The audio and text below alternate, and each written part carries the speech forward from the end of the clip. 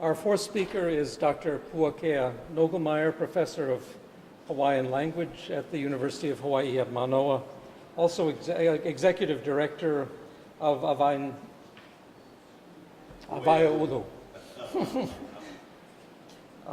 And he will make remarks about the relationship of the Hawaii language roadmap to Hawaiian language.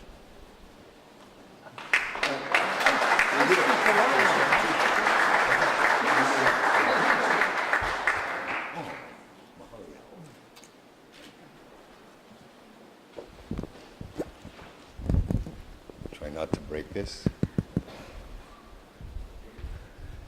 Ke kia aina Abercrombie, Kauka Caraway, na hoa hano hano e hiki mai ki iahi ahi. Aloha kako. I'm Puakea Nogelmeier, and I'm a professor of Hawaiian language here where I've taught for 30 years or so. And I and my school, Hawaii Nui Akea, are ongoing willing collaborators in making language, especially of course Hawaiian language, a viable and consistent resource in these islands. I want to offer 3 little vignettes from my own experience that would have all benefited had a roadmap been in place. I've been in legal proceedings with Ni'ihau people and with children where the presence of Hawaiian language is all that made it possible to both absorb and express what was happening. I've also been in legal proceedings with second language speakers who were insisting on making use of the official language of their state, even though at the time it seemed more decorative than functional. In another setting and another language, I was called out of bed to translate for a quite drunk Tahitian 20-something, trying to explain to him that if he didn't sign and approve the blood test, he would go to jail and miss his flight home. And if he did sign and approve, because he was obviously drunk, he would be jailed and miss his flight to go home. In the process, with few resources in hand and a fuzzy mind, I confused the Hawaiian and Tahitian terms and ended up telling him he had to tattoo his name on the form, which got his attention. And it also made me aware of that resources and probably accreditation should be in hand for this. A third one that you might well know is it's about 15 years ago that the convention center opened and complaints came from all over that the huge white neon sign had an apostrophe in the word Hawaii instead of an okina. On looking, it turned out that signs throughout the building had to be remade, for there had been no way to verify the credentials of the expert the convention center had hired. Unfortunately, his expertise wasn't in Hawaiian language, and certainly not in spelling. And in 1997 dollars, that was about a $50,000 set of errors for an agency that was well intended. So for a while now, we collectively have been lobbying for all industries and agencies to include Hawaiian in their desirable quals when hiring, so that language needs can be met at least partially from the inside, and they don't have to be outsourced or deflected. A CEO or a custodian who knows some Hawaiian can advise or answer, saving time, money, and embarrassment. That kind of a move, the wonder of a roadmap is that this kind of motivation that's happening out in the community, and we've got some good product from that, can be compelling when it's unified.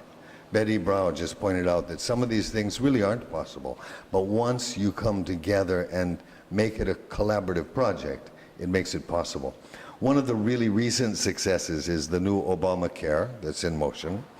The Hawaii Health Connector, which is set to launch on October 1st, it's a state-based private nonprofit, but it's funded by the Federal Department of Health.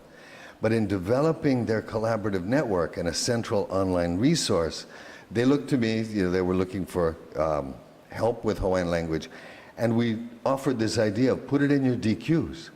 They've already hired regular staff who are able to use their Hawaiian language ability within the house, so that now they're turning to us just to approve or to support their work, not to do that work. So that's actually really exciting progress. The Roadmap Initiative is a brilliant move to plan and supply training, certification, and resource people for languages needed in the fields of law, health, social welfare, and industry. The goals are innovative, useful, and clear. And I'm excited to see this in progress, partly because Hawaiian language needs to hitch its hook to that group effort.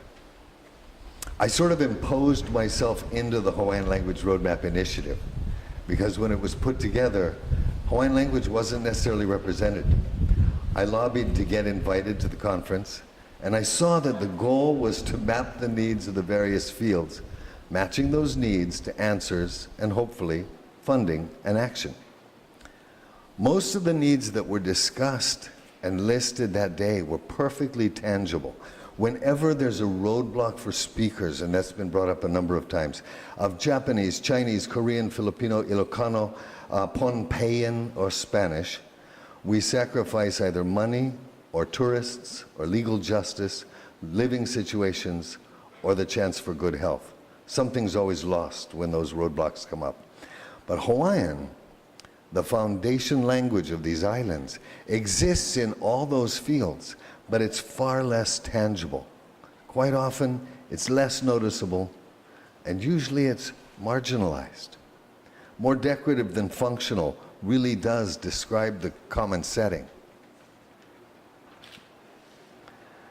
There's a history that explains some of that, but the fact is Hawaiian is still here. And even though it may not be as tangible or as large as some of the other language issues, the presence of a speaking community is growing, not diminishing.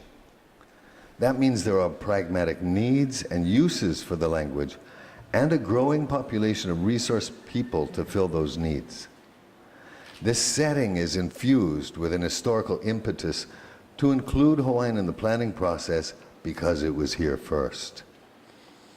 I admire the work of the team that has assembled this Language Roadmap Initiative, and I greatly appreciate the careful consideration that's been given to the rather ephemeral presence of Hawaiian in the often monetized and measured roles of language in our various fields. Susan, Dina, Sue, and all the others have all advocated for seeking those places where Hawaiian fits into the roadmap that we're proposing. You'll see it mentioned directly in the draft plan, both as a need and as a resource to fill other needs. But as we account for language needs in the workforce, in the court system, health and human services, municipal services, education, etc., we must consider Hawaiian to be an active presence in every phase, as it supports and underlies every other language here in these islands. I'm excited to be able to connect the ongoing efforts that have been with Hawaiian language for nearly 100 years to these very driven efforts that are falling into place now. Mahalo a nui.